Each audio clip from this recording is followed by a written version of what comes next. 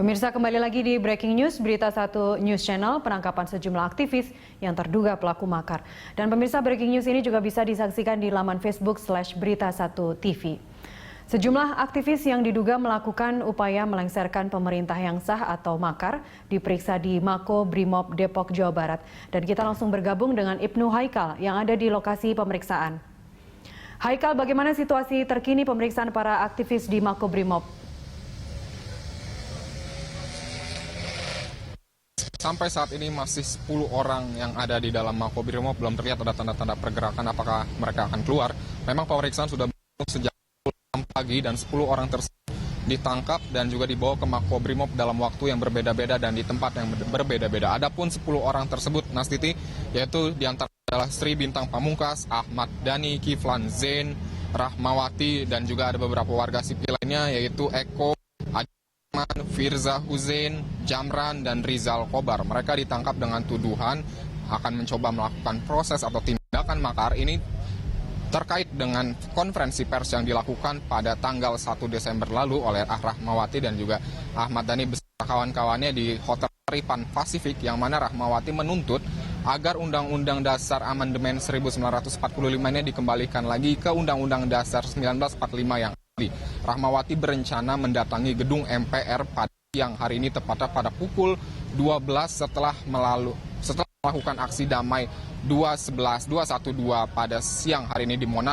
Ia rencananya akan membawa sekitar 20.000 menuju ke gedung MPR untuk meminta Ketua MPR mengubah kembali Undang-Undang Dasar 1945 Amandemen menjadi Undang-Undang 1945 yang asli, dengan argumentasi bahwa Rahmawati melihat Undang-Undang Amandemen ini membuat Indonesia menjadi terlalu liberal sehingga ia merasa menilai Indonesia perlu kembali ke 1945. Dengan tuduhan tingkat yang tersebut, Rahmawati pada pukul 6 pagi hari ini diamankan di kediamannya dan saat ini sudah berada di dalam Makobrimob. Baik pemirsa, kita kembali lagi ke Ibnu Haikal yang saat ini sedang berada di Makobrimob Kelapa II Depok. Haikal, apakah Anda dapat melaporkan kembali apa perkembangan yang ada di sana saat ini terkait penangkapan sejumlah aktivis? Ya, Nastiti, sampai saat ini sudah terlihat adanya beberapa advokat dari 10 orang yang sudah ada di dalam Makobrimob. Salah satunya ini dari kelompok advokat yang membela Ibu Rahmawati, yang menyatakan bahwa penangkapannya ini sendiri belum melalui legal standing atau mereka belum mendapatkan keterangan mengapa Rahmawati sampai diamankan pada pukul 6 pagi hari ini. Selain itu juga terlihat dari tim beberapa advokat lain, ini antaranya adalah Gerakan Cinta Nusantara. Memang Gerakan Cinta Nusantara ini melakukan konferensi pers pada tanggal 1 Desember yang lalu. Mereka menyatakan setelah melakukan aksi 412 di Monas, mereka akan membawa 20.000 orang menuju ke gedung MPR untuk meminta Ketua MPR Zulkifli Hasan menggelar sidang istimewa untuk merubah Undang-Undang Dasar 1945 Amandemen menjadi Undang-Undang Dasar 1945 yang asli, yang mana tidak memasukkan adanya unsur pasar bebas di dalam undang-undang tersebut.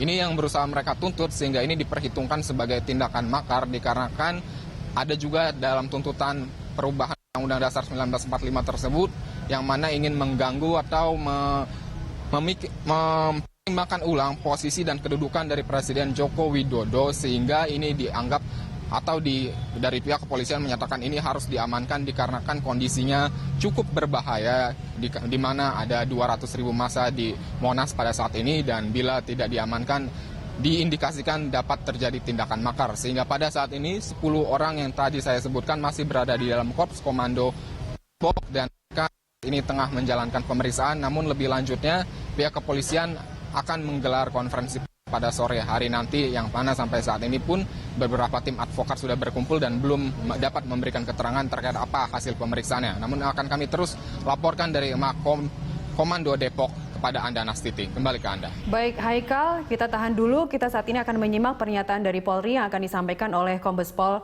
Rikwanto berikut. Surat dan surat perjalanan. Ini menandakan pengaturan kita apresiasi mereka sedang berdoa saat ini dan akan bersifat mereka adalah bangsa Indonesia, rakyat Indonesia yang cinta tanah air. Terima kasih.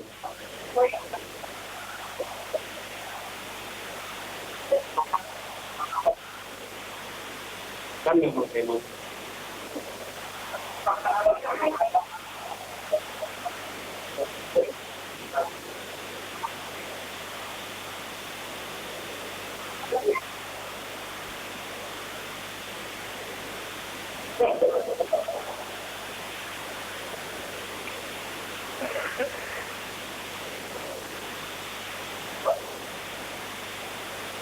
Biasanya tadi saya sudah sama dengan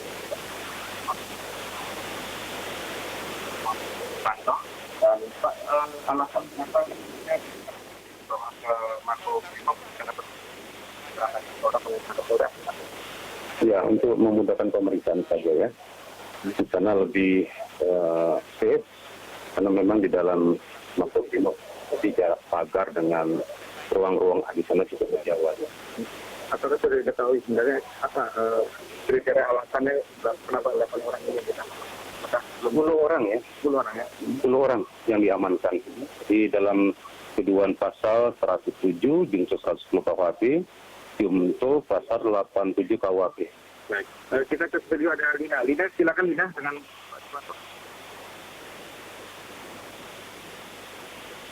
ya.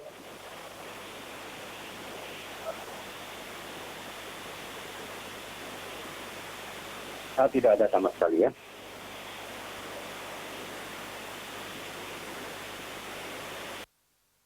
AD itu pasal 207 ya. Inisialnya kemudian E, AD, KZ, SH, RA, RS, dan SB itu kaitan seluruhnya pasal 107, Junto 110, Junto 87 KUHP. Kemudian DA dan RK ini pasal 28 Undang-Undang ITE. Ya. Iya. Iya, betul.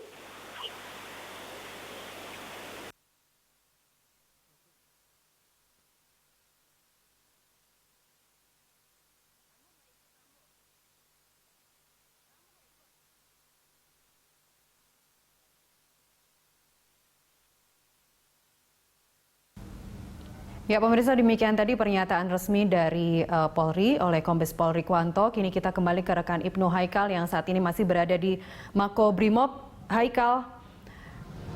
Ya, Haikal, tadi ada sebutkan ada beberapa advokat yang mendampingi beberapa aktivis yang diamankan di Makobrimob begitu ya. Apakah Anda sudah memperoleh keterangan dari para advokat ini selain mereka mempertanyakan apa alasan penangkapan ini? Ya, Nastiti, memang beberapa advokat dan juga tim pembela atau juru bicara dari 10 orang yang saat ini diamankan sudah ada di depan Makobrimob Depok dan mereka belum bisa masuk ke dalam dikarenakan memang kepolisian belum mengizinkan bagi siapapun untuk memasuki Makobrimob Depok dikarenakan mereka masih mengamankan 10 orang ini. Dikarenakan Nastiti ini bukan namun mengamankan untuk melihat atau mencegah hal-hal di luar dugaan terkait dengan di Monas saat ini dan juga rencana awal yaitu ke gedung MPR dari Gerakan Nusantara untuk meminta Ketua MPR Zulkifli kembali ke amandemen 1945 yang asli dan mengikuti sidang istimewa.